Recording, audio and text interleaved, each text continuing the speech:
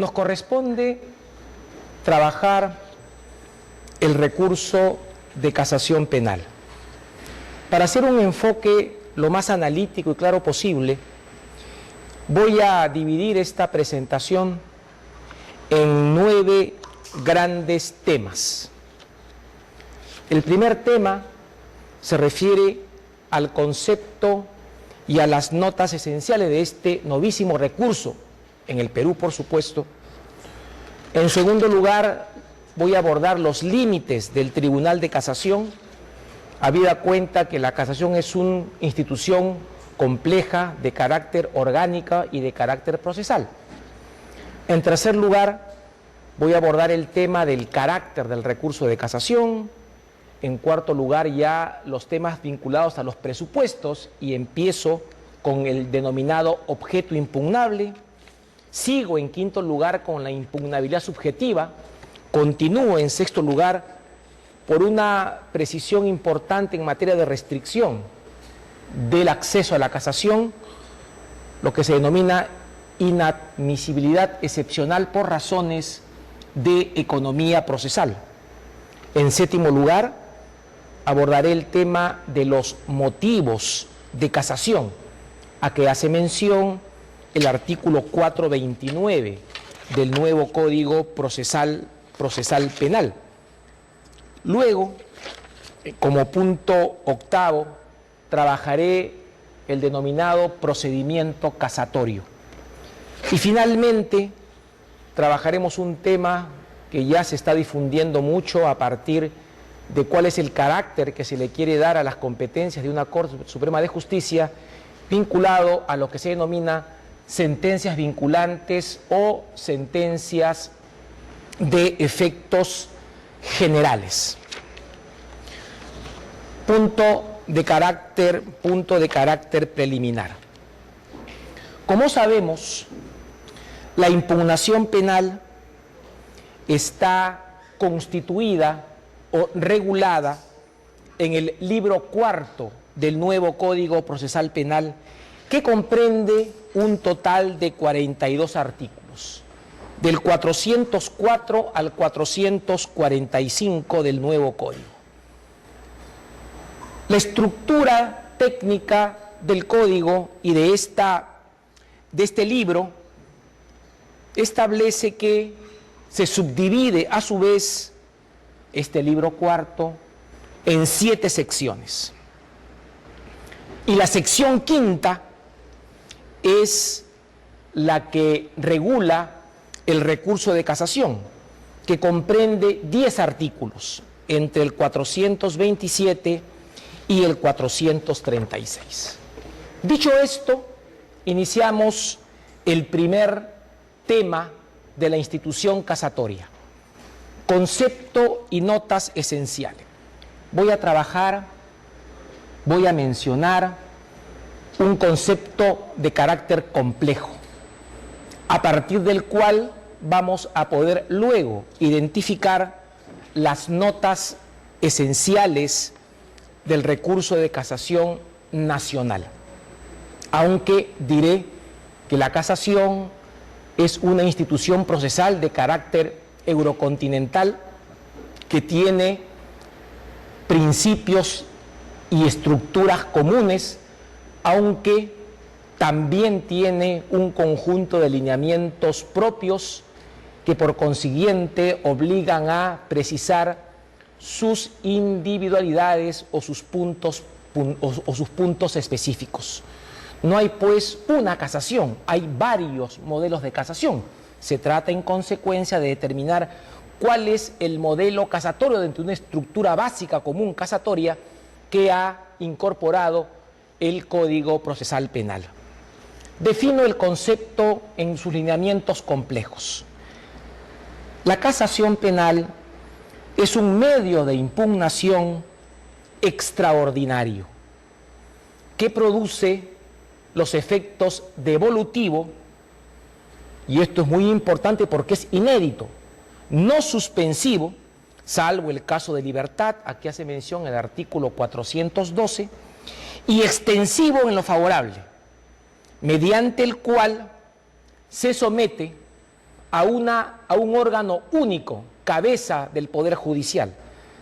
Se somete a la Sala Penal de la Corte Suprema de Justicia el conocimiento, pero a través de motivos o causales tasadas, de determinadas sentencias y autos, ojo, definitivos, dictados en apelación por las Cortes Superiores de Justicia, con el fin de lograr la anulación, o mejor dicho, la rescisión de la resolución recurrida, todo ello con fundamento en la existencia de vicios en la aplicación, observación o interpretación de las normas del derecho objetivo aplicables al caso. Fíjense que no digo solamente ley, digo derecho objetivo. La casación civil, por ejemplo, ha precisado que la expresión derecho objetivo está constituida por el conjunto de normas jurídico-legales que constituyen el ordenamiento jurídico vigente en un país y está formada, integrada por las normas de orden material y por las normas de orden procesal.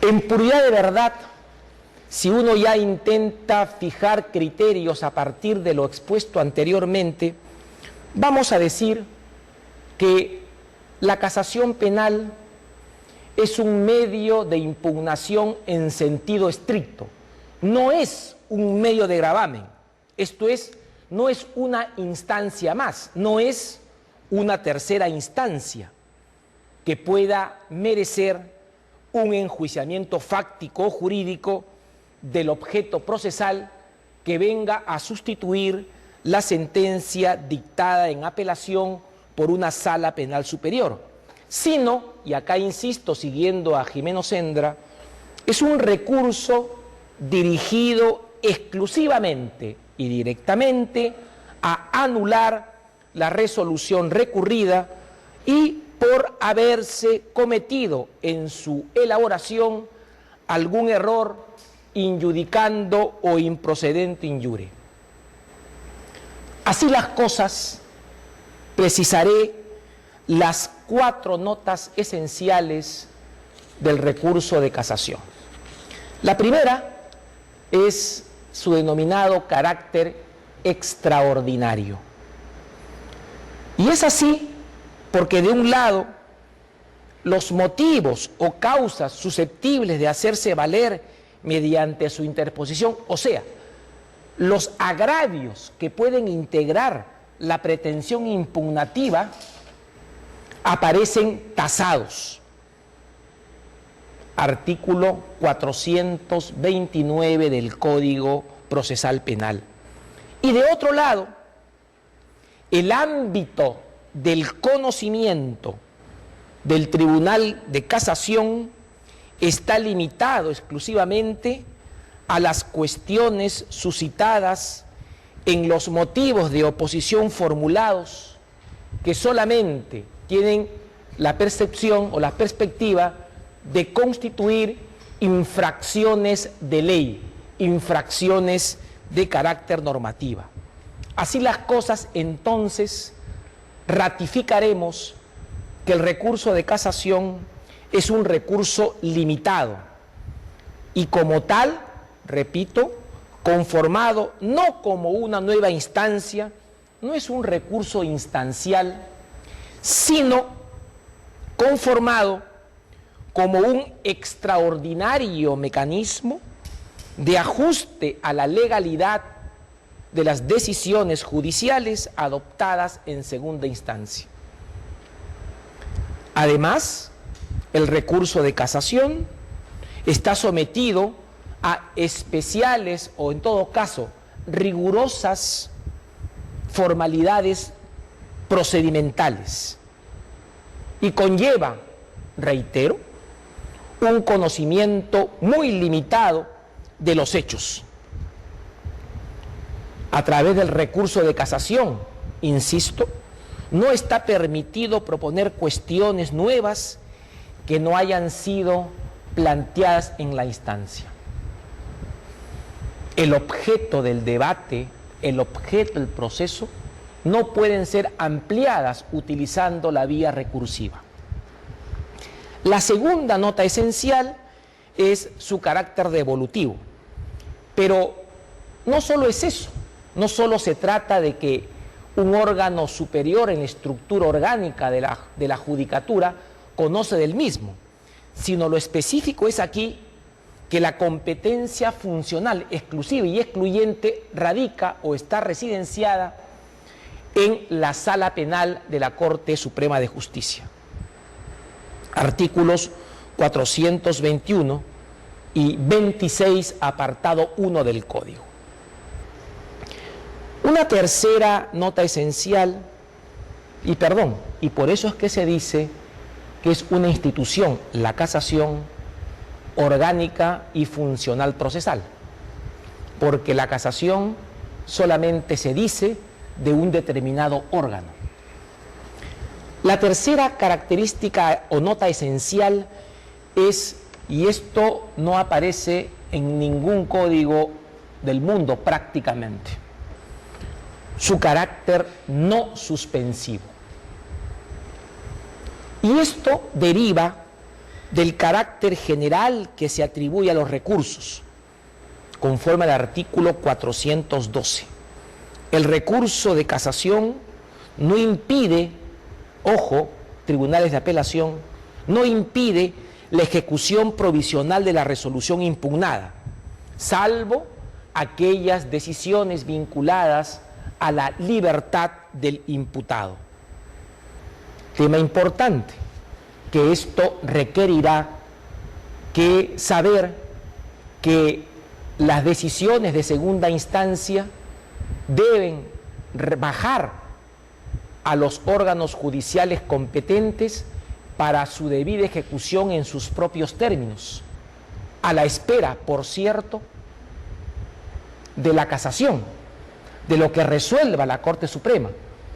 Pero la pendencia de la casación no impide iniciar los trámites y consolidar los trámites de ejecución, y por tanto corresponderá al Tribunal de Apelación dictar las medidas efectivas para que lo que ese tribunal resolvió se ejecute por el órgano jurisdiccional competente.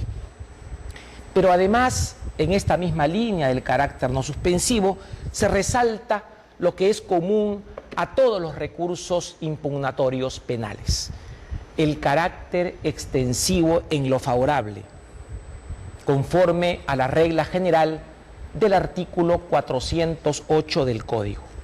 Se entiende que este efecto se producirá siempre y cuando los no recurrentes se encuentren en la misma situación que el recurrente y les sean aplicables los mismos motivos alegados en virtud de los cuales se declare la casación de la sentencia.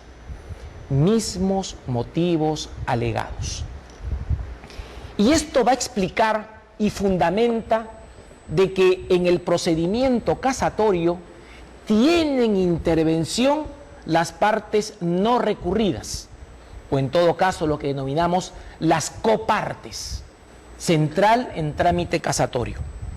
Y finalmente, como cuarta nota esencial, si bien el recurso de casación tiene lugar a pedido de parte, y allí lo que se llama en doctrina su función parciaria, pues mediante él las partes defienden sus derechos e intereses legítimos, es lo que se llama la defensa del ius litigatoris, la función más relevante en línea de preponderancia es la protección o salvaguarda de las normas del ordenamiento jurídico y básicamente de la garantía de igualdad en la aplicación de la ley y del valor seguridad jurídica que de ésta dimana.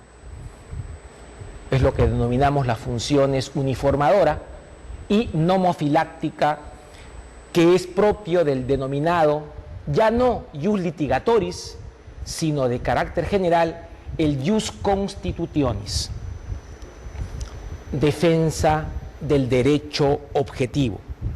E insisto, y esto es conforme a la doctrina procesalista germana, por ejemplo, que ambas concepciones, ius litigatoris y ius constitutionis, no pueden ser separadas conceptualmente en modo alguno, y por consiguiente siempre debemos de tratar la idea, la tesis de la unidad jurídica y de la justicia de la causa. Insisto, aun cuando hemos dicho que hay una unidad inescindible, que tendencialmente, de modo primordial, que tiene un papel mucho más importante, es la función de unificar la aplicación de la ley. O mejor, como dice Vecina, asegurar la unidad del derecho penal a nivel interpretativo. Esto le da un signo propio a la función, al rol del juez de casación y a la expresión jurisprudencial de un tribunal de casación. Debe de pensar en el momento de definir si existe o no vulneración de ley, criterios de carácter general en perspectiva unificadora, y no tanto en el caso específico. No es una interpretación que quede en el caso concreto, sino que se proyecte a la generalidad, porque fundamentalmente esa es la misión de toda Corte Suprema de Justicia. Igualdad ante la ley, seguridad jurídica, es pues el piso básico que mueve la conducta y la función de un Tribunal Supremo, que es maximizada por la lógica casatoria.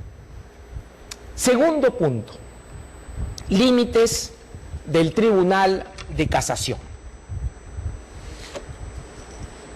Y acá parto de una idea. A diferencia del Tribunal de Casación, de la apelación, en que se obtiene, porque esa es la apelación, un nuevo examen del caso,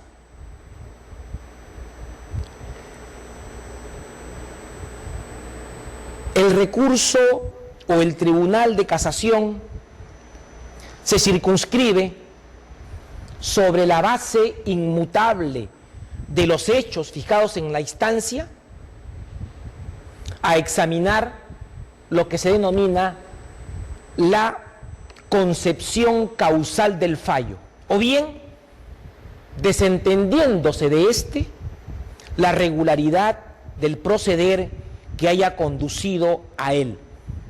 Típica expresión de Gómez Orbaneja, por ejemplo. Y esto está consagrado legalmente en el artículo 432, apartado 2 del Código. Y toda esta línea se debe hacer dentro de las causales o motivos de casación expresamente invocados por el recurrente. Aquí rige el principio tantum appellatum quantum devolutum, ¿no es cierto? Ahora bien, la casación no es una tercera instancia, no es una segunda apelación revisionista del proceso, solo permite un control in iure, a diferencia de la apelación, que permite un control in factum y permite por consiguiente un fallo sustitutorio, que es lo que los tribunales de apelación deben tener muy en cuenta. Ellos no son tribunal de casación y ellos pueden modificar la cuestión de hecho, no quedarse en nulidades, sino afirmar la posibilidad de construir básicamente líneas de sustitución del fallo y de completar, corregir, subsanar incluso defectos de motivación. En la apreciación de la motivación no es lo mismo el rol que compete a la apelación que compete a la casación. Los tribunales de apelación no son o mini tribunales de casación, que es un vicio que estamos notando ahora al revisar las sentencias de vista o de segunda instancia, con citas evidentemente impertinentes o descontextualizadas de otros órganos máximos. Es de aclarar que el límite de la competencia del Tribunal de Casación son los motivos del recurso, o sea, los agravios, pero no los fundamentos, y aquí hay un tema importante. El motivo es el vicio acusado con indicación de las normas violadas, en tanto el fundamento, la argumentación, es la interpretación del recurrente para persuadir al tribunal acerca de su tesis.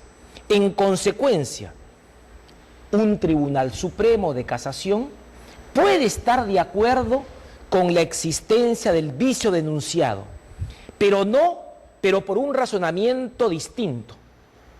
Y esto explica que, por ejemplo, en el procedimiento casatorio, el recurrente puede, en el momento oportuno, introducir un escrito de ampliación de motivos, de ampliación o de complementación de razonamientos. Puede incluso variar el razonamiento para justificar el vicio denunciado. Lo que no puede hacer es modificar el vicio o el agravio denunciado, pero puede cambiar de posición. Lo que no se puede es, al socaire de esta posibilidad de rectificar, profundizar argumentos, introducir de contrabando nuevos motivos o agravios. Ahí está la diferencia. Por eso es que se permite. Lo que está prohibido es que se introduzcan nuevos motivos. Ahora bien, la casación solo se ocupa de si el fallo contiene una violación de la ley. Se circunscribe a la quaestio iuris. Acuérdense que la apelación trabaja tanto quaestio iuris como quaestio facti. A la casación le son ajenas las indagaciones sobre los hechos. Rige, por tanto, en casación siempre el llamado principio de intangibilidad de los hechos. Su espacio natural es el control de la corrección en la aplicación del derecho objetivo y debe haber, por tanto, una conexión causal entre la lesión del derecho y el contenido de la sentencia. Este presupuesto, violación de la ley, debe entenderse en un sentido amplio, incluyendo, dice Schluter,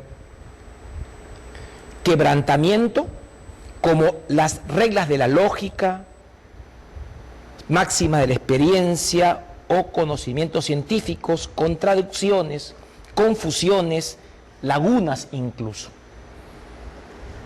La situación de hecho es tomado por el Tribunal de Casación como ya establecida. La presencia de errores legales que no influya en la parte dispositiva del fallo apelado o recurrido no causan nulidad. Ese es un punto que está expresamente reconocido en el artículo 432.3 del nuevo Código Procesal Penal. Ahora bien, y para aclarar, una ampliación a la cuestión es el control de logicidad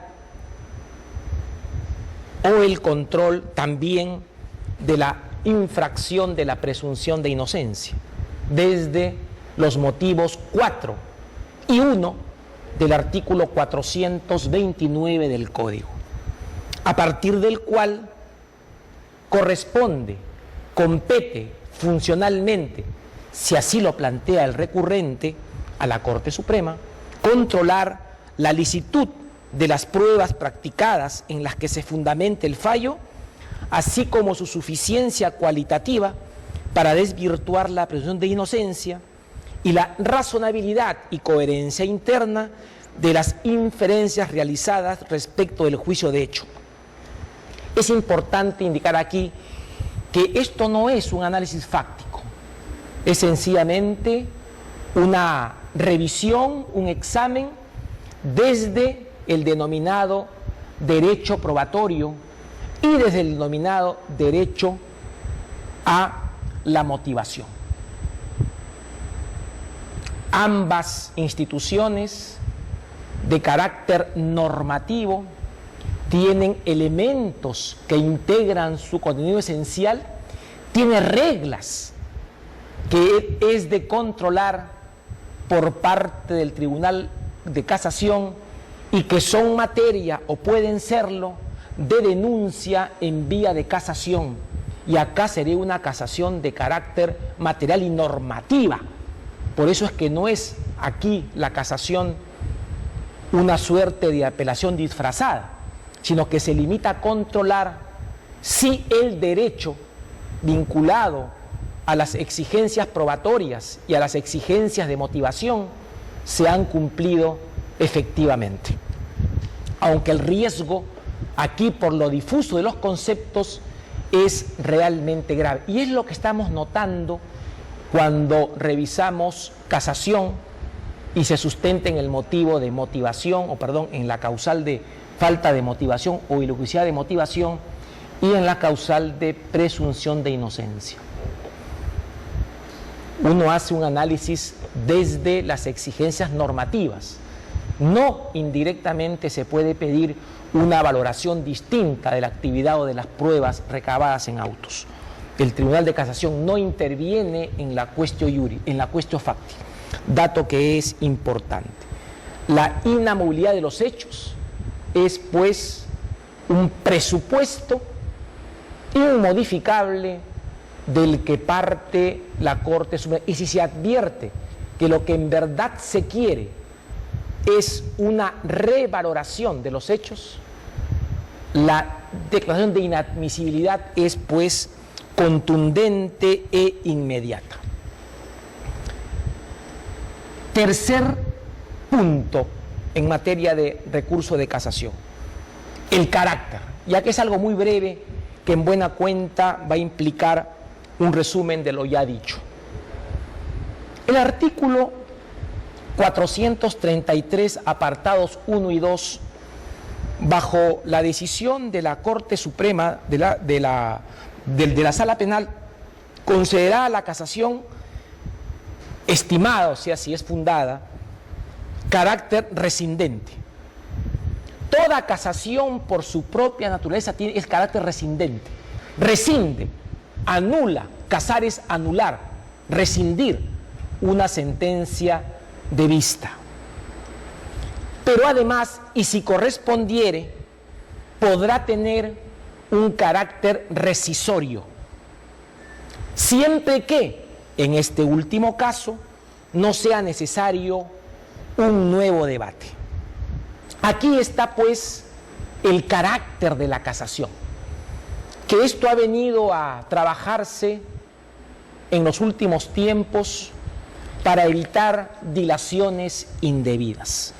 Y porque el recurso de casación ya ha dejado de ser un recurso político para ser un recurso jurisdiccional, y el órgano que lo ve ya no es un órgano dependiente del Congreso, sino es un órgano propio de la jurisdicción y es más, cabeza del Poder Judicial.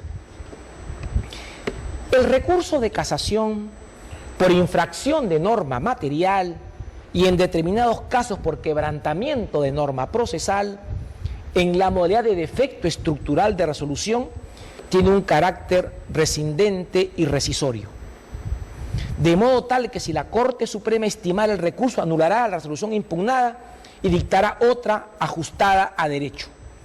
criterio finalista de apreciación será pues si para un fallo sustitutorio no resulta necesario un nuevo debate vinculado a la actuación probatoria, básicamente de las llamadas pruebas personales que requieren inmediación.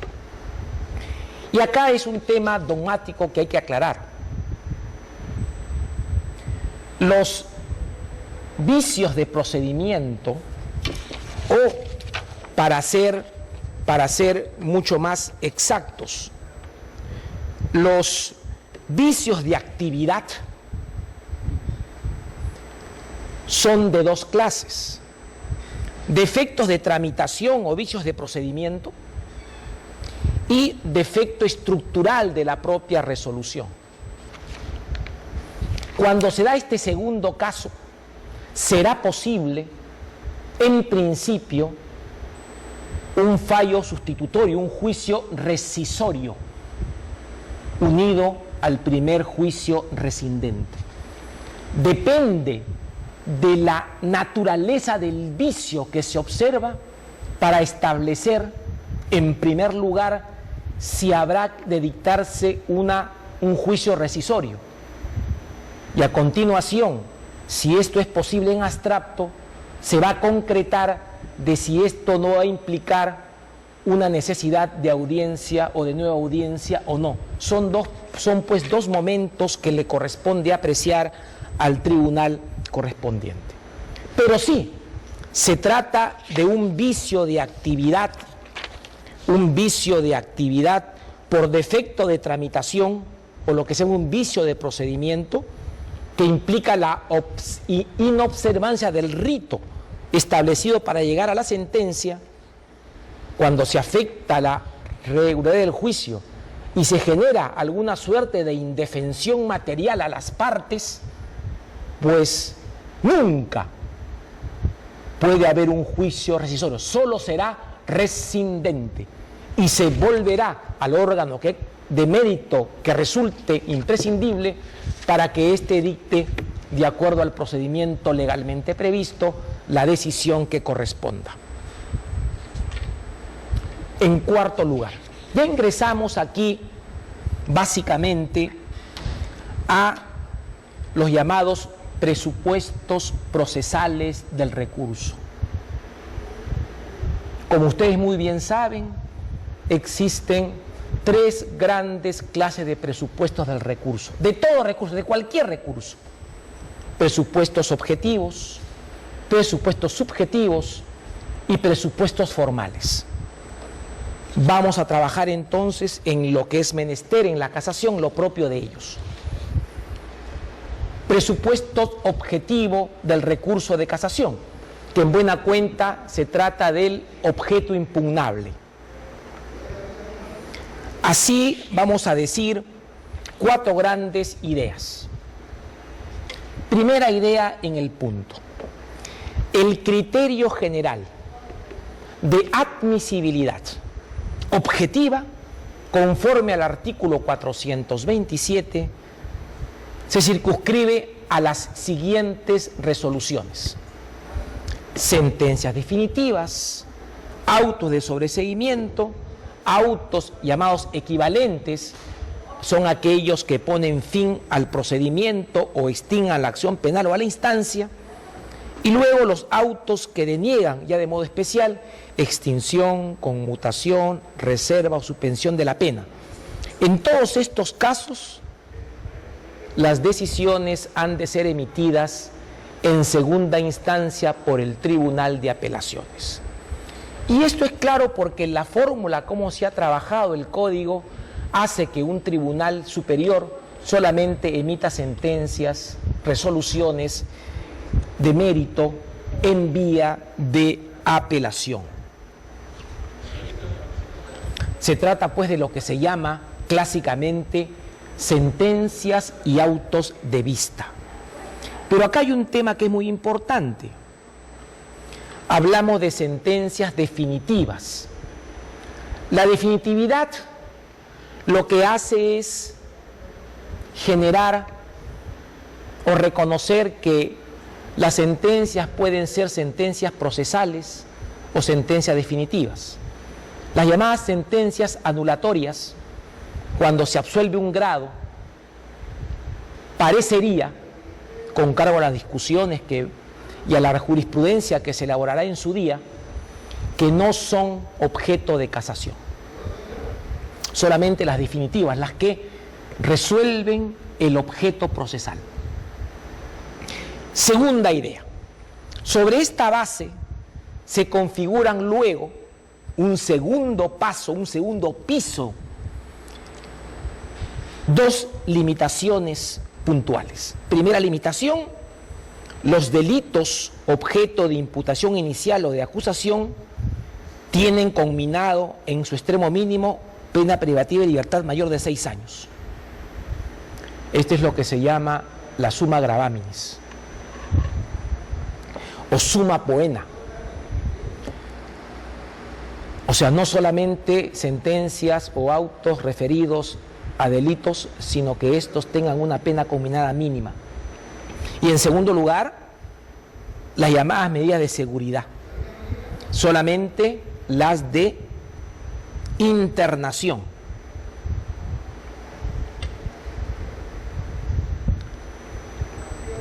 Tercera idea: en la reparación civil rige como summa gravaminis, al igual que el fijado en el Código Procesal Civil, un monto superior a 50 unidades de referencia procesal, o cuando el objeto de la restitución no pueda ser valorado económicamente.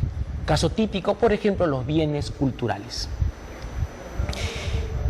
Y la cuarta idea es que la regla de excepción general, excepción a estos criterios, solo sentencias y autos definitivos en principio, en tanto y en cuanto están referidos a imputaciones por delitos llamados graves, cuyo mínimo legal es de 6 años de privación de libertad. Sobre ese piso fundamental se ha reconocido una excepción a la regla, que es el llamado supuesto de la casación excepcional, que el Tribunal de Casación, aun cuando no aparezcan estas bases constituidas, podrá incorporar, aceptar la casación siempre que resulte necesaria la intervención del Supremo para el desarrollo de la doctrina jurisprudencial. Es pues, en rigor o en puridad de verdad, un modelo de certiorari que autoriza a ampliar judicialmente el acceso a la Corte Suprema y que por esta vía se introduce lo que se denomina el interés casacional para lograr unificación jurisprudencial y jurisprudencia sobre normas y sobre supuestos en los cuales la Suprema Corte no ha fijado criterio alguno sobre el particular. Es obvio, y lo dice el propio Código, que si el casacionista, sabedor de que no hay un acceso regular a la casación, debe pedir la casación excepcional, pero debe de introducir lo que se llama una fundamentación reforzada, adicional y expresa, en la que debe demostrar el interés casacional uniformador o nomofiláctico que pide, por razones generales, la intervención de la Corte Suprema de Justicia. La jurisprudencia reciente sobre el tema se ha flexibilizado al punto que basta que el tribunal entienda que hay una razón jurídica o lo que se llama suma gravedad institucional para que, más allá de cualquier pauta restrictiva, se asuma certiorariamente el conocimiento de un caso. Porque al final La labor de un alto tribunal de justicia es pacificar, garantizar tranquilidad y afirmar la coherencia y la unidad en la interpretación del derecho objetivo. En quinto tema, la impugnabilidad subjetiva. La regla ha de ser que la resolución de vista ha de causar un gravamen a la parte procesal afectada. Es su legitimación procesal para recurrir. Acuérdense en línea general que el presupuesto subjetivo implica dos cosas: lo que se denomina gravamen y luego el derecho de conducción procesal. El gravamen solamente puede ser alegado por las partes procesales, con las excepciones vinculadas a los intervinientes accesorios. Es excepción, pero que confirma esta regla fundamental. La impugnación, sabemos, ha de dirigirse contra el fallo, parte resolutiva, no contra sus fundamentos fácticos o jurídicos, en tanto resulten desfavorables a los derechos propios de quien recurra, el mismo que debe ostentar un interés legítimo en sentido propio, cualificado y específico, que debe ser valorado en cada caso concreto. La falta de interés tiene que ser debidamente analizado por la Corte Suprema de Justicia. Y un supuesto específico propio, cuando hay un tercer recurso, como sería la casación, o un segundo recurso, es lo que se dice en el literal D, apartado 1 del 428. Si el recurrente consintió previamente la resolución adversa de primera instancia, que luego fue confirmada por la resolución de vista, entonces pues carece de interés, no puede haber gravamen para que se le autorice a interponer recurso de casación.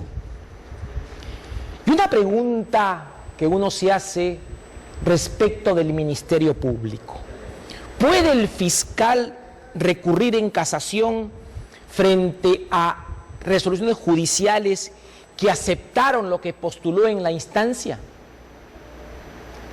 Si hablamos de partes privadas, la respuesta negativa sería contundente, pero las especiales características del Ministerio Público de corte eurocontinental hacen que la postura se flexibilice y se permitan tipos de recursos como los planteados, en tanto y en cuanto el cambio de posición de la Fiscalía desde la perspectiva del interés de la ley no perjudica a alguna de las partes, y además porque existe una estructura jerárquica, de suerte que el superior no necesariamente está atado a lo que haga o deje de hacer el inferior.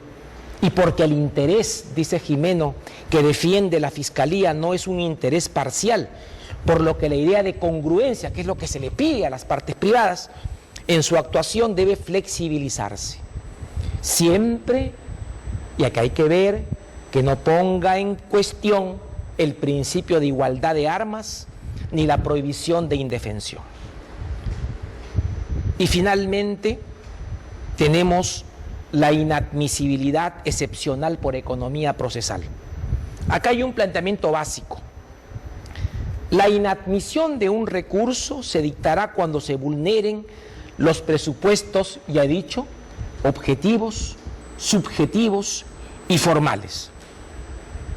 Esto último, de tiempo, plazo, de modo, cómo debe hacerse, de lugar, ante quién, y de motivación, que esto es el llamado elemento lógico, a diferencia de los tres anteriores, que son los llamados elementos volitivos del acto de impugnación.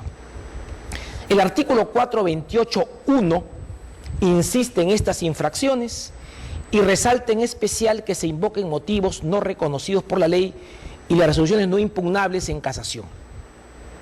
El apartado 2 consagra dos causales excepcionales por economía procesal: falta de fundamento y presencia de precedente establecido. En puridad, lo que hace esta norma es ampliar los motivos del rechazo liminar, no obstante estar correctamente abierta la casación desde el punto de vista formal, pero ya no se trata probablemente de un juicio de inadmisión, sino en rigor, como dice Claría, de un juicio de desestimación anticipada. Dos son los motivos de inadmisión especial o excepcional: falta de fundamento y precedente establecido. La falta de fundamento se estipuló en la ley alemana en 1922, es muy antiguo, supuesto de desestimación prematura, cuando el recurso tras una primera lectura del acto del escrito de interposición se revela como manifiesta, patentemente o groseramente infundado. Cuando hay una evidente falta de razón jurídica de los motivos alegados o una evidente falta de contenido casacional, al no tener el objeto convencional de una casación. Los alemanes han trabajado ya por mucho tiempo este supuesto y tienen tres criterios muy claros. Cuando se adolece de un razonamiento abstracto suficiente, cuando el recurso es fruto de una lectura equivocada o deficiente del fallo o de los autos, denunciando vicios que no existen, o cuando se revela un desconocimiento de las cuestiones jurídicas más básicas de la casación. Y finalmente, con esto culmino esta sesión primera, presencia de precedente establecido. El literal B del apartado 2 del artículo 428 dice: si hubieran desestimado en el fondo otros recursos sustancialmente iguales y el recurrente no da argumentos suficientes para que se modifique el criterio doctrina jurisprudencial ya establecida. Tres condiciones para que se pueda utilizar esta vía de rechazo prematuro: que se haya generado sobre el punto objeto de cuestionamiento una doctrina jurisprudencial consolidada, que verse, en segundo lugar, sobre ese punto o institución jurídica al planteado y que no contenga datos diferenciales, y tercero, que no obstante lo anterior se propongan argumentos o motivos alternativos con entidad para ser discutidos y puedan dar lugar a una modificación de la doctrina jurisprudencial. La jurisprudencia no es inamovible y puede cambiarse, y corresponde la carga de esta posibilidad al casacionista, que debe de incorporar y proponer lineamientos alternativos que convenzan de la posibilidad de una nueva discusión y eventualmente de un cambio de orientación jurisprudencial. Muy bien.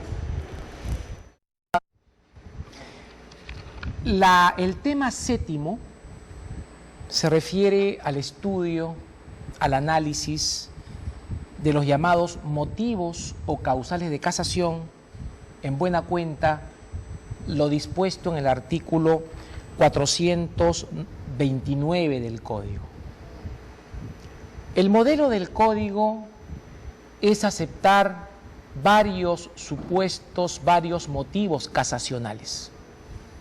La tendencia moderna es solamente aceptar un solo motivo general de infracción normativa.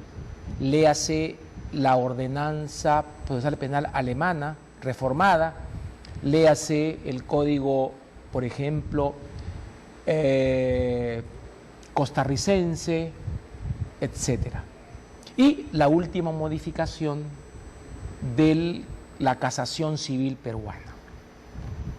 ¿Cuál es el planteamiento general del artículo o de la institución casacional penal? Como el recurso de casación es un medio de impugnación extraordinario que tiene tasados tanto las resoluciones recurribles cuanto los vicios que el recurrente puede alegar, si es así, ello significa entonces que la fundamentación del recurso, la alegación de agravios no es libre, sino está vinculada a los motivos previstos legalmente. O sea, la causa de pedir se identifica con los motivos del recurso, vicio o vicios que integran el supuesto de hecho al que la ley vincula la casación. La exigencia de la concreta individualización del agravio jurídico, concretado en un motivo preestablecido por la ley procesal, proyecta, que duda cabe, importantes consecuencias. Cito 4 consecuencias siguiendo al maestro Clarea Olmedo. Primera, circunscribe infranqueablemente la competencia funcional del Tribunal de Casación a los puntos del agravio, sin más excepción que las referidas a las nulidades absolutas. Esto último, que tiene contemporáneamente precisas limitaciones para hacer de la nulidad de oficio una potestad o facultad excepcionalísima.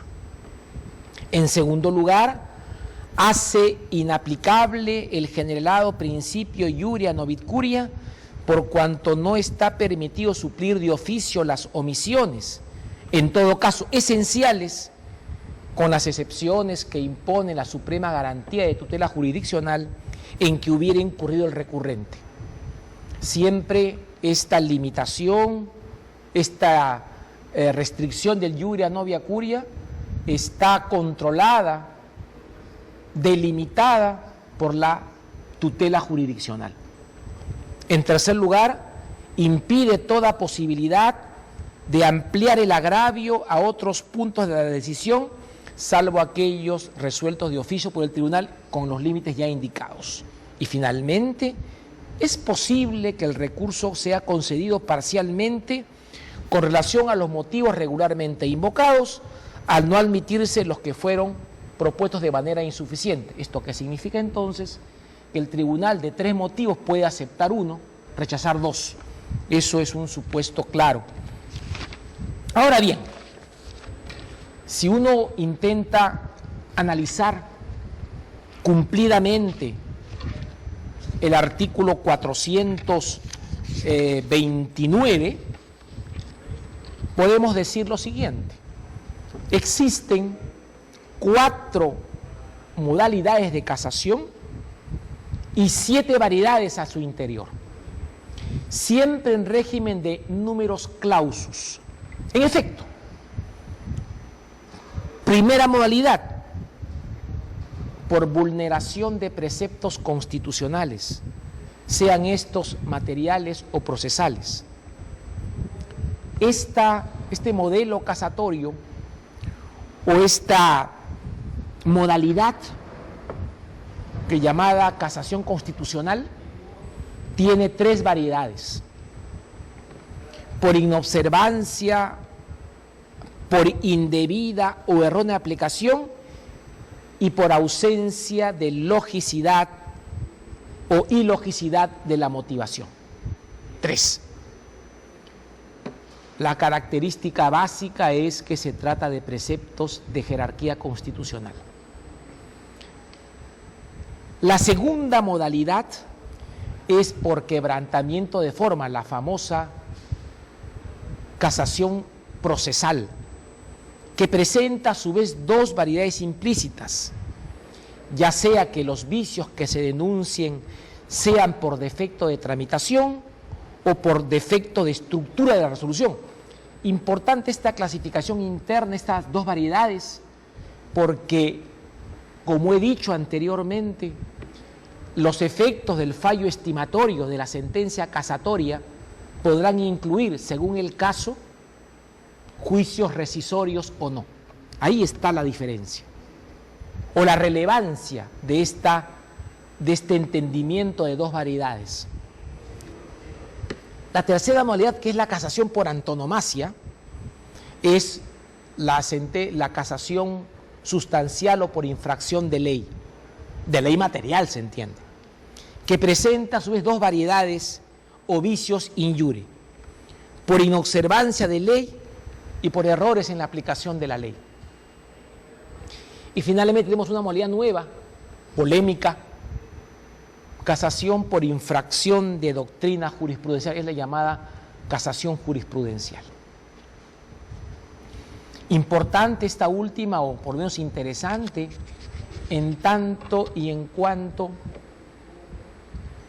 la ley, el propio código y la ley orgánica del Poder Judicial han estructurado, han permitido modalidades decisorias finales que incluyen la posibilidad de fallos vinculantes, absoluta o relativamente según el caso. Y ello genera entonces que el casacionista, sin invocar mayores argumentos, puede citar directamente estos fallos vinculantes como supuestos de vulneración. Muy brevemente diremos algo sobre cada modalidad casatoria y algunas ideas sobre el particular. Primero, la denominada casación constitucional o violación de precepto de garantía constitucional.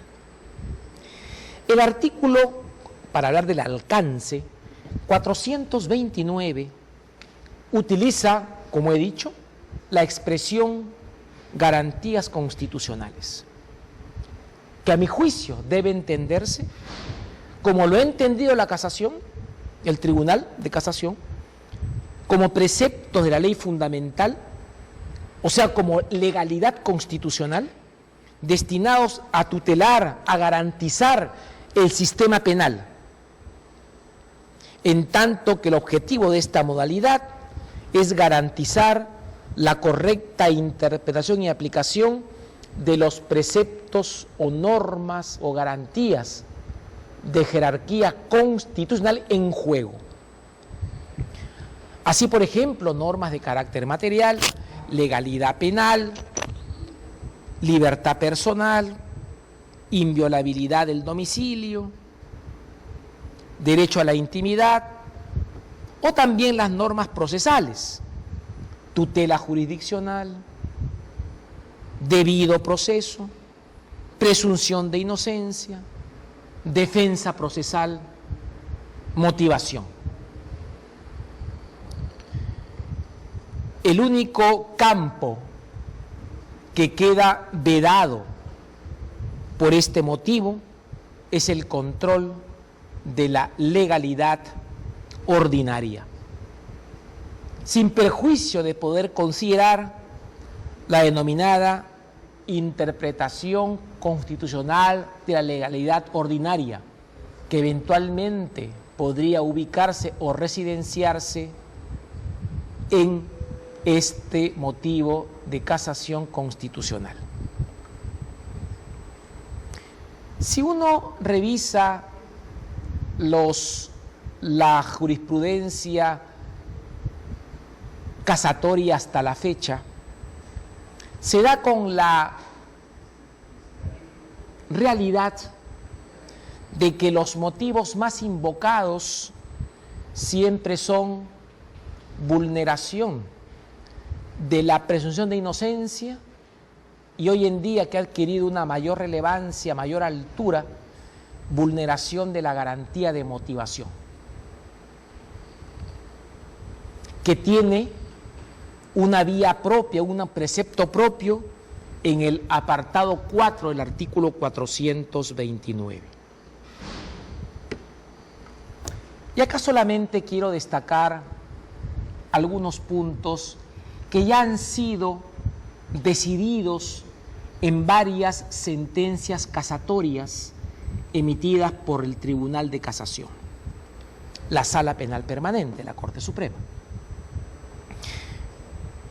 La presunción de inocencia, algunas ideas muy básicas. Ya sabemos que esta es una garantía procesal,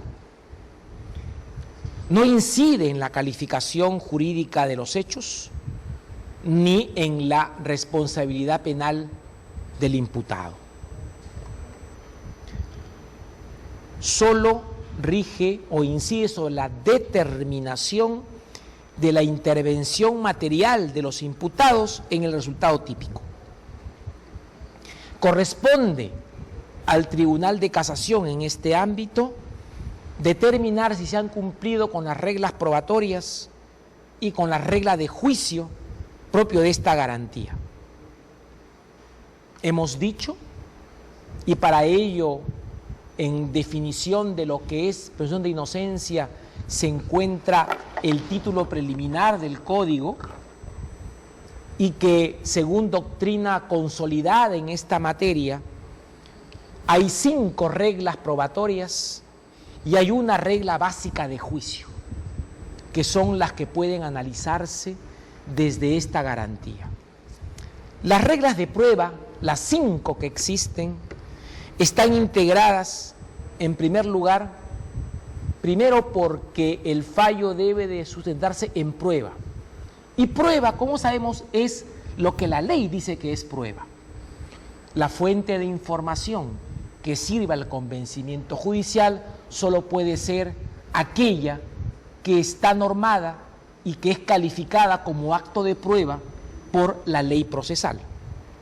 En segundo lugar, que estas pruebas deben ser de cargo, o sea, deben ser aquellas pruebas que acrediten la constitución del hecho y la intervención en él del autor, o sea, que acrediten la pretensión punitiva del Ministerio Público. Pruebas de cargo se llaman a ellas. En tercer lugar, tienen que ser pruebas suficientes, o sea, que desde un observador objetivo e imparcial y desde la propia lógica de la sentencia de instancia o de mérito, será posible deducir que en efecto lo expuesto allí permite una conclusión incriminatoria razonable directamente.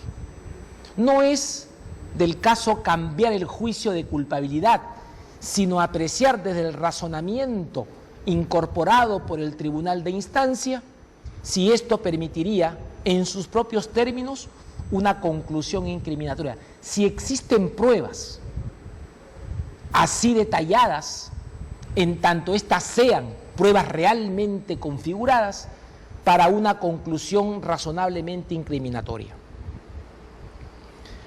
Luego que este aporte de pruebas de cargo, como es obvio, debe ser aportada por la acusación, en tanto que tiene la carga de la prueba. Esto sin perjuicio del principio de comunidad de la prueba, por supuesto. Y luego que esta prueba, que puede ser prueba plenarial, que es la natural, como las excepciones de prueba anticipada y preconstituida, debe ser una prueba obtenida constitucionalmente, o sea, que no se viole la valoración, que no sean pruebas de valoración prohibida, cuya sanción en el código, siguiendo el modelo italiano, es su inutilización, que es una modalidad de sanción procesal exclusivamente residenciada en pruebas obtenidas con vulneración de derechos constitucionales. Eso solamente se aprecia en esta garantía. Y si la garantía es vista desde la perspectiva de las reglas de juicio, lo que hay que ver aquí es exactamente si se invoca un conjunto de precisiones acerca de que el hecho debe estar probado más allá de toda duda razonable. En aras del control casatorio, esto se circunscribe al cumplimiento de un conjunto de criterios legal o jurisprudencialmente estipulados para evitar la arbitrariedad del juicio de valoración. Esto en lo que es materia de presunción de inocencia. Insisto que este es un problema de corte normativo. No vamos a cambiar, no puede cambiarse el juicio de hecho, sino vamos a ver si ese juicio de hecho se ha construido respetando las reglas, las normas propios de esta garantía. Es un control externo, jurídico, no fáctico. Ahí está el tema. Otra garantía muy invocada, que según estamos leyendo últimamente, es la garantía de motivación, en lo que hay que tener mucho cuidado para evitar, al socaire de esta invocación, generar intervenciones en el juicio de mérito. Prohibida la casación. Y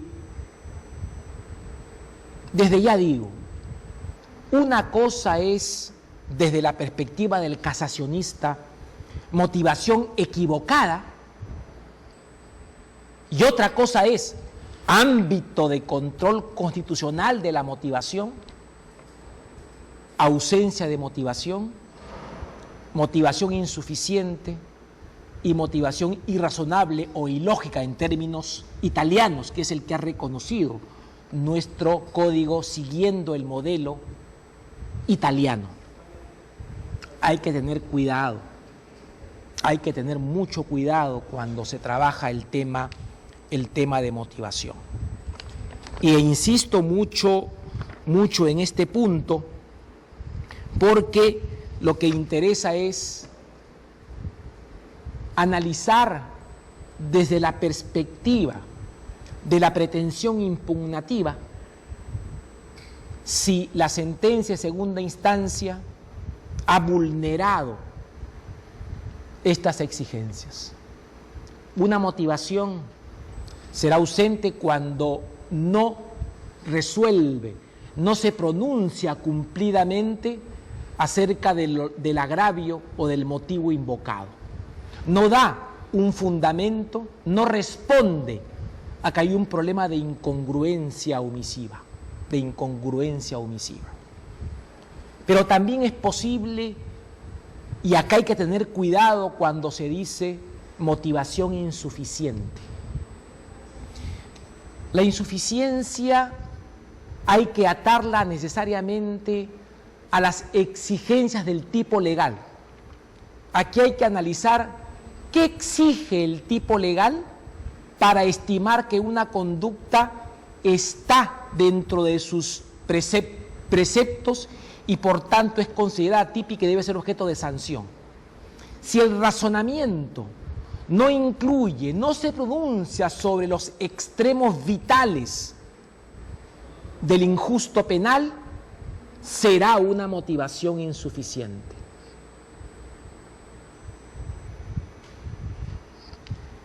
Si la sentencia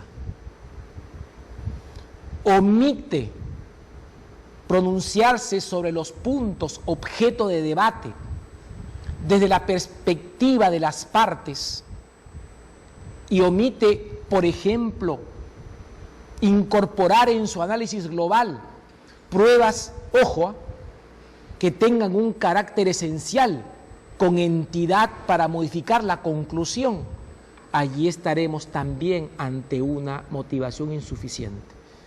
No cualquier prueba, sino aquella que, desde un punto de vista razonable, tiene un carácter insustituible, que tiene entidad para variar la conclusión arribada. Eso solamente genera. Y por consiguiente, que uno denuncie que la motivación es equivocada, que debió dar otra forma, salvo que denuncie un error de apreciación. Apreciación significa que el juez da un contenido distinto a la prueba. El testigo dijo A y el tribunal dice el testigo dijo B. Eso es un error de apreciación. Y obviamente es una base falsa. Y lo falsario puede constituir un problema de motivación que redunde en la justicia de la causa. Aquí también es posible. Pero después más nada. Cuidado entonces.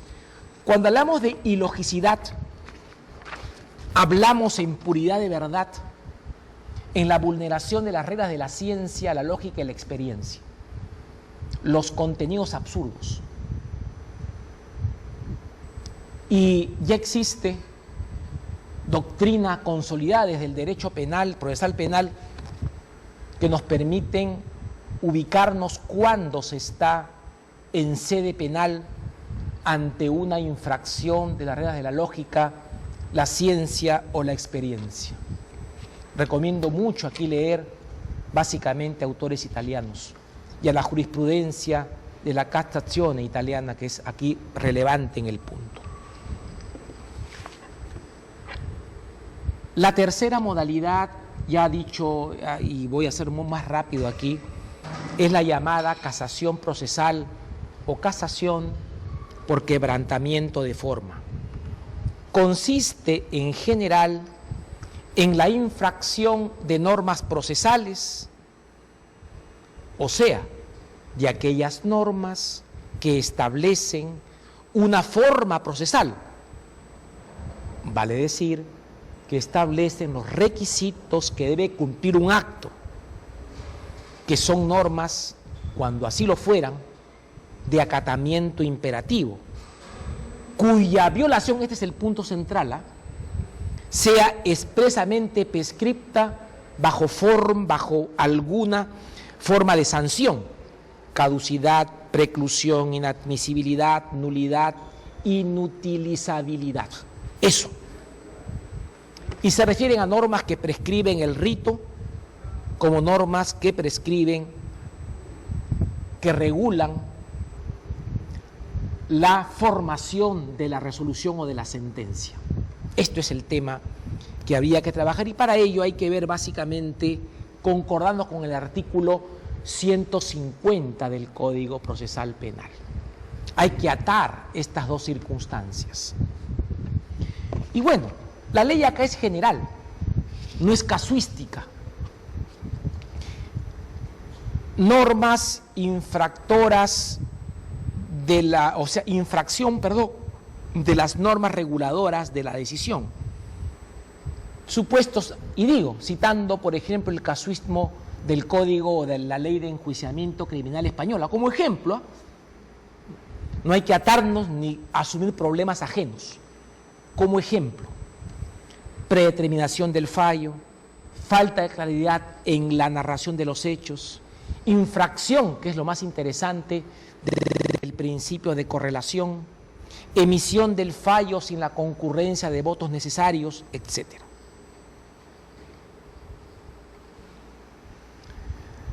Esto es el tema fundamental en lo que es materia de casación procesal.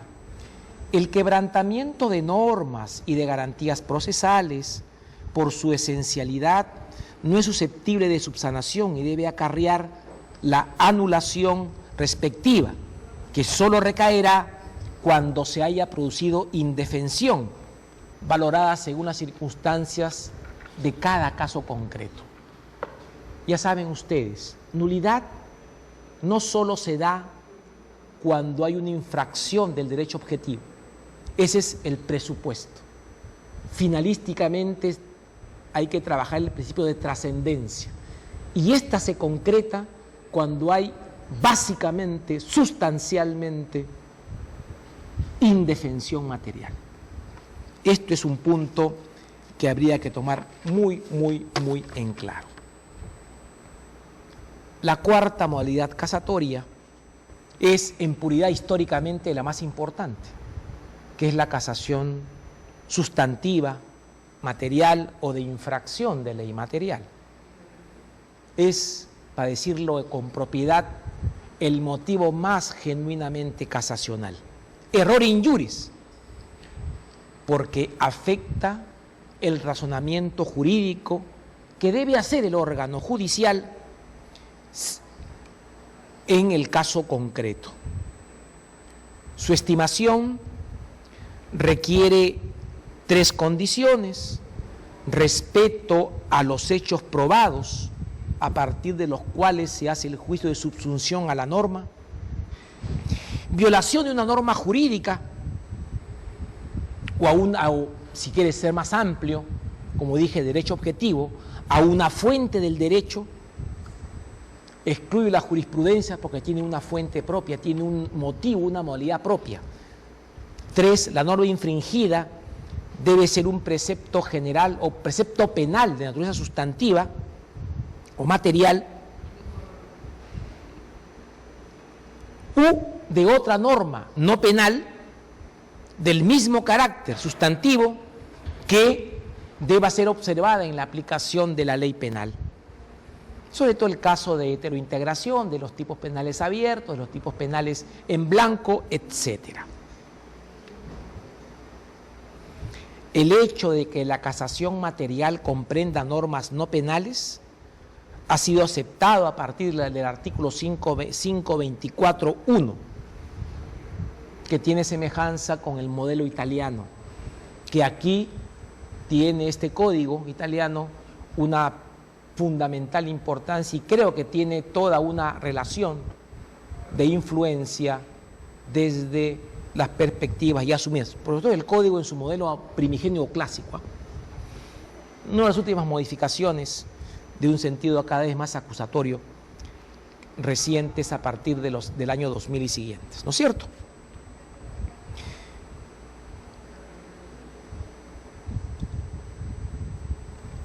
Dice la ley que la infracción de ley material se expresa a través de 3 supuestos: indebida aplicación, errónea interpretación e inaplicación. Pero más allá de todo ello, es cuando se ubique un supuesto de infracción.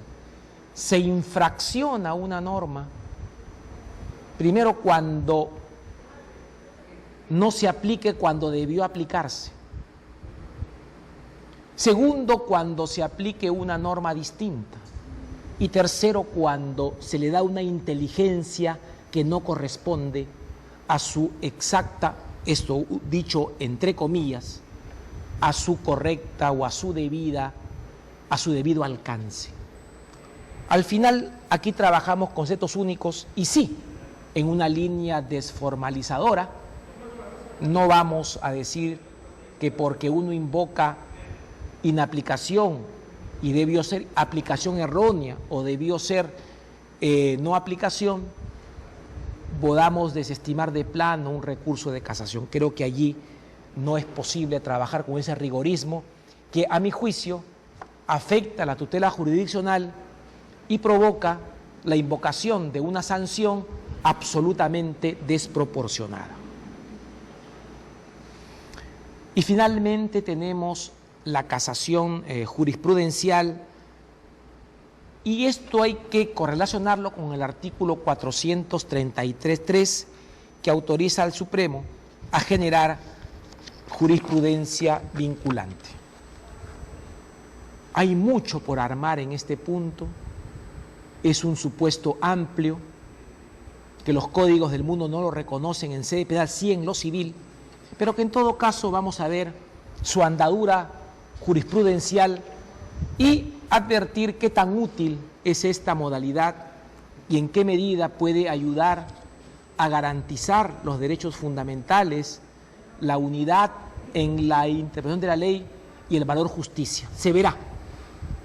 Solamente cabe esperar lo que vaya sucediendo y lo que vaya decidiendo la Corte Suprema. El procedimiento casatorio. Punto 8. Este aparece estructurado en torno a 3 grandes fases: fase de interposición, fase de sustanciación, fase de decisión. La fase de interposición consta de 3 pasos: acto de interposición, acto de calificación y acto de elevación. El acto de interposición presenta 3 notas singulares. El recurso puede interponerse por escrito y en el plazo de 10 días. También puede hacerse oralmente en la audiencia, oportunidad en que asimismo es posible que se reserve el derecho de impugnar el fallo de segunda instancia. Cuando se recurre oralmente, hay un acto sucesivo que se llama el acto de formalización de la interposición, que se realiza en acto aparte, siempre por escrito. La impugnación es trámite escrito inicial. En un plazo de 10 días, por imperio del 414.1a, como se trata de un plazo más lato, se impone al de 5 días fijado en el 405.2, que lo condiciona a disposición distinta de la ley. Aparentemente hay una contradicción normativa que en todo caso hay que resolverla correctoramente, invocando el derecho a la impugnación o el derecho o el principio de pro actione para garantizar mejor el derecho al recurso. Las formalidades del acto impugnatorio son las generales de todo recurso, previstas en el 405, pero además y en lo específico, el artículo 431 incide en la necesidad de la llamada autosuficiencia del recurso, a cuyo efecto estatuye que se debe, primero, precisar separadamente cada causal invocada. Segundo, citar concretamente los preceptos legales que considere erróneamente aplicados o inobservados por la sentencia de vista. Tercero, debe indicar el fundamento o los fundamentos doctrinales y legales que sustenten la pretensión impugnativa. Y en cuarto lugar, debe expresar específicamente cuál es la aplicación que se pretende. Esto es lo que se llama en concreto fijar la pretensión impugnativa. Cualquier omisión, tal vez en tanto se cumplen el 405, puede ser subsanada dentro de un plazo judicial que fije el tribunal. Rige, por consiguiente, el principio de unidad de alegaciones, en cuya virtud debe invocarse con precisión el motivo de casación. El planteamiento de la pretensión casacional exige una exposición razonada de la argumentación correspondiente en el escrito de interposición o de formalización en su caso. Esto último cuando se trata de impugnación oral en audiencias. Ahora bien, acto de calificación. La calificación por la Sala Penal Superior, acuerden que el lugar del recurso es la Sala Superior y no la Sala Suprema. Artículo 432, está condicionada a dos tipos de presupuestos. Los fijados en el 405, legitimación para recurrir, gravamen, plazo, modo, lugar, objeto, y motivación genérica, precisión de los puntos objetados, motivación del recurso y pretensión impugnativa. 2. Invocación de los motivos previstos por la ley 429. Cuando se invoque el apartado 4 del 427, como ya he dicho, casación excepcional, se debe incorporar una motivación adicional en orden a justificar el desarrollo jurisprudencial que se pretende. El iudex acuo, o sea, el juez superior, no se convierte en juez de su propio fallo, solo participa en la habilitación de la instancia superior en la medida en que el propio código así lo establece. Como ya ha fijado nuestro Tribunal de Casación siguiendo la jurisprudencia española, el juicio de admisibilidad acepta la teoría de la voluntad impugnativa, en cuya virtud es posible conocer cuestiones no planteadas expresamente o planteadas por causa inadecuado, pero que se entienden comprendidas tácitamente en la impugnación formulada. Así las cosas, como ya viene ocurriendo, y más aún cuando es un recurso nuevo, se permite reconducir el motivo de casación y no hace falta reseña expresa del motivo aludido, en tanto la casación también vela por la efectividad de la garantía de tutela jurisdiccional.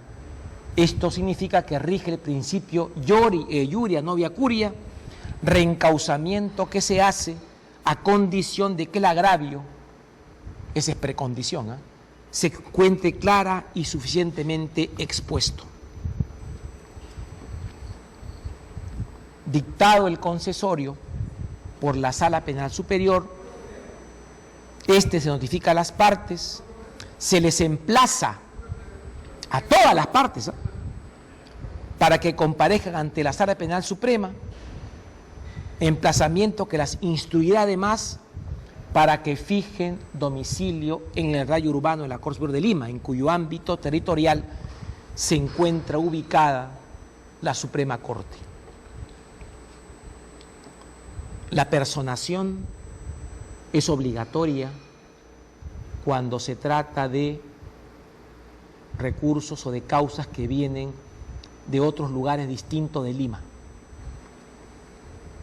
Ahora bien, hay todo un análisis sobre la posibilidad que aquí en este momento se hace para la adhesión. Como saben ustedes, hay una polémica dogmática muy fuerte acerca de quiénes pueden interponer un recurso adhesivo.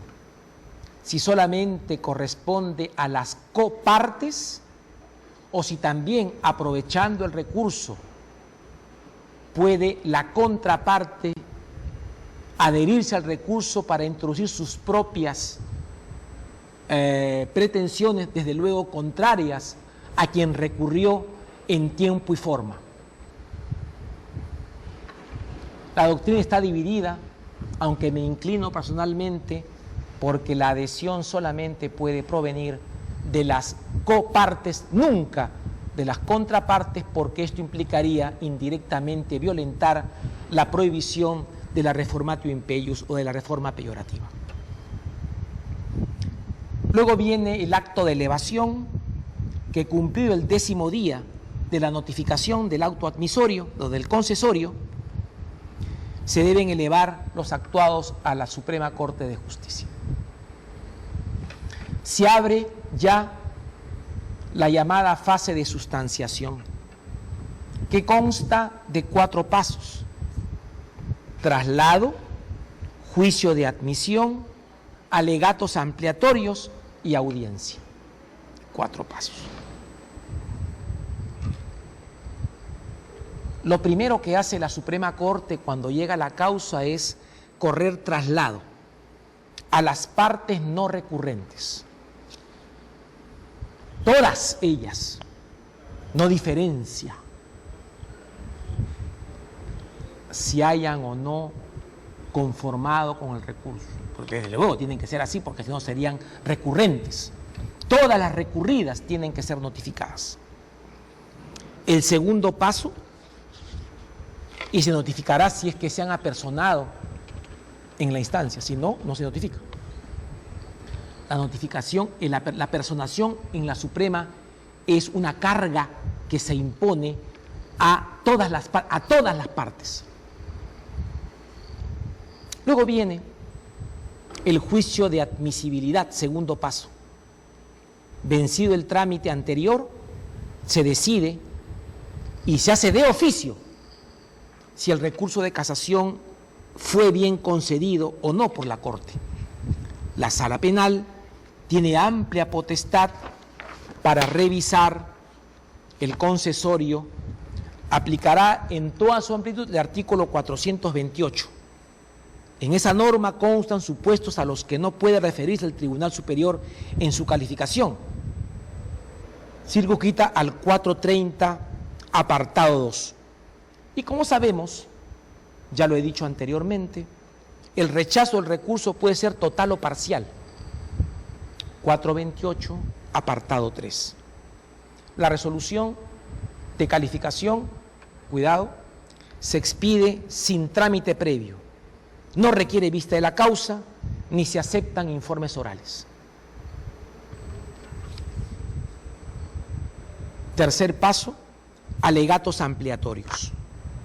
Repito aquí, se pueden ampliar los fundamentos, los razonamientos que justifican los motivos interpuestos. No se puede ampliar, introducir nuevos motivos, porque se amplía una alegación, pero no se introduce un nuevo motivo. Cuarto paso, citación a la audiencia de casación. Vencido el plazo de alegatos escritos, se emite el decreto de señalamiento de fecha para la audiencia de casación, que se notifica a las partes personadas. La audiencia se instala con quienes asistan. No hace falta un trámite de rebeldía o contumacia. La falta de asistencia del recurrente determina la declaración de inadmisibilidad del recurso. Este es un supuesto de deserción por incumplimiento de normas expresas de concurrencia. En casación es así, diferentes en apelación, que solamente la ley condiciona la deserción a las sentencias, nunca a los autos. Como sanción que es, tiene que ser expresa. Toda deserción, para ser tal, tiene que estar taxativamente estipulada en la ley. Si no lo está, sencillamente no puede alegarse en vía de integración jurídica lo que está taxativamente expuesto para la sentencia.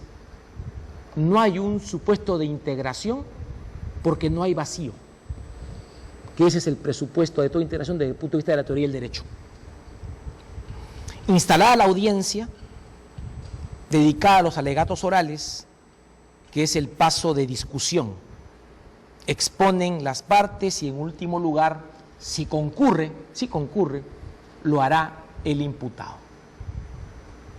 Todo el juicio casatorio implica siempre audiencia, de discusión de alegaciones conclusivas. No es audiencia de pruebas, desde luego. Y luego viene, finalmente, la fase de decisión. 3 pasos tiene esta fase: la deliberación, la expedición de la sentencia y la audiencia de lectura de casación. 3 fases. La deliberación, sus reglas son exactamente las propias del juicio de primera instancia. Deliberación secreta, no se extiende más de 20 días y como no se estudian pruebas, obviamente es un plazo impropio. La vulneración del plazo no genera que se quiebre la audiencia y se haya de repetir las alegaciones orales. No. Es un tema en todo caso disciplinario. Se requiere 4 votos conforme, si no, habrá lugar al trámite de discordia, tal como estatúe los artículos 141 y 144 de la Ley Orgánica del Poder Judicial. La audiencia de lectura de sentencia es anunciada la conclusión de la votación. La sentencia se pronuncia siempre en audiencia pública, a cuyo efecto se expedirá la resolución de citación previa. La audiencia se realizará con las partes que asistan y no se aplaza bajo ninguna circunstancia. Finalmente, con esto acabo. La sentencia recurrida, la sentencia casatoria, puede ser estimatoria o puede ser desestimatoria de la pretensión impugnativa interpuesta. La sentencia casatoria de rechazo, de desestimación, implica un examen y una deliberación acerca del contenido, de los motivos, del mérito del recurso, una declaración de infundabilidad de los motivos aducidos en el recurso. Cuando la casación se sustenta simultáneamente en infracción material y contravención procesal, los fundamentos en que se apoya deben ser objeto de una verificación siguiendo un orden de prioridad. Primero se examinan los motivos procesales y si estos son de desestimar, se ingresará a los motivos materiales. Una línea en cascada. La sentencia estimatoria, como he dicho, o de anulación, puede contener solamente un juicio rescisorio o puede contener también conjuntamente un juicio rescindente y puede contener un juicio rescisorio. Ya he dicho cuándo cabe un juicio rescisorio, según la naturaleza, repito, en primer lugar de la norma violada y en segundo lugar, si es que se requiere o no para la decisión de mérito, una valoración de pruebas de carácter personal que exigen audiencia. Si no, no. Por eso es que hay un criterio flexible, un criterio amplio, que el Supremo determinará cuando anexa, acumula el juicio rescisorio de modo directo. Las sentencias casatorias, siguiendo la ley civil, tienen una estructura propia, tienen un modelo propio que habrá de ser construida progresivamente. Si ustedes han apreciado las sentencias de casación que desde el inicio de la andadura del Código se han dictado en la Sala Penal Permanente, pueden ver el cambio de técnica y de estructura de estas sentencias. Y una característica fundamental es lo que estatuye el 433.3, que permite generar sentencias o ejecutorias vinculantes. Que esto luego genera una estructura técnica absolutamente distinta y unas pautas de formación que lo deja en manos de la prudencia de los jueces supremos para ir construyendo aspectos vitales en materia de decisiones de efectos generales, que a su vez desarrolla pautas de disenso interno, de cambios de doctrina y de cómo hacer fallos cuando es del caso modificar una jurisprudencia vinculante anteriormente establecida. En conclusión, pues, el recurso de casación, recurso novísimo para el Perú, impuesto por la Constitución, de suerte que es un tema agotado de decidir si hay o no casación o debe o no haber casación, debe de haber por un imperio constitucional. Lo que hace falta es ir viendo en qué medida el flujo de recursos permita una modulación adecuada de las causas, porque hay un principio fundamental que es del caso siempre tener presente. La efectividad, la calidad de la producción jurisprudencial casatoria es directamente proporcional al número de recursos que se tiene. Una explosión de recursos genera una debilidad en la producción casatoria porque la cantidad es fuente de contradicciones. Sin embargo, esto no quita que el tribunal debe tener la prudencia suficiente para pronunciarse cuando debe hacerla en todos los resquicios del ordenamiento jurídico. Y para eso están los supuestos de certiorari que se han configurado y que en su día podrán ser revisados a medida en que la experiencia así lo demande. Gracias.